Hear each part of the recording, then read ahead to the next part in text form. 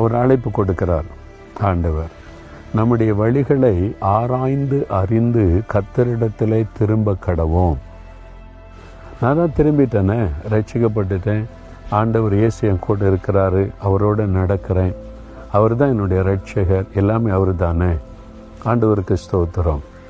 ஆனாலும் இன்னும் ஆண்டவரை நெருங்கி வருவதற்கு, to close walk with God, தேவனோடு நெருங்குவதற்கு நமக்குள்ள ஏதாவது தடை இருக்கலாம். சின்ன சின்ன காரியம், ஒரு சின்ன கோபம், சின்ன எரிச்சல், ஒரு பொறாமை, பெருமை ஏதாவது இருக்கலாம். ஏன்னா நம்ம ஒரு முறை ரட்சிக்கப்பட்டாலும் அதோட பாவமே நம்மளை தொடாதுன்னு நம்ம சொல்லிட முடியாது. பாவம் நிறைந்த உலகத்தில் இருக்கோம்ல, நிறைய காரியங்கள் நம்ம டிஸ்டர்ப் பண்ணுற காரியம் இருக்குது.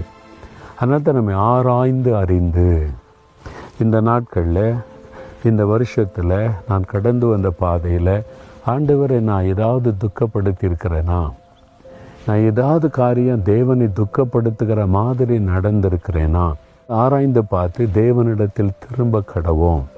ஆண்டவரே, அந்த காரியத்தை மன்னிச்சிருங்க, நான் உம்மை ரொம்ப நேசித்தேன், விசுவாசித்தேன், உம்மோடு நடந்தேன், ஆனாலும் சில காரியங்களை உம்மை துக்கப்படுத்தி இருக்கிறேன், உம்மை வேதனைப்படுத்தி இருக்கிறேன், அது எனக்கு நல்லா தெரியுது, என்னை மன்னிச்சிருங்க, இனி வருகிற வருஷத்தில் இதெல்லாம் என்கிட்ட காணப்படக்கூடாது.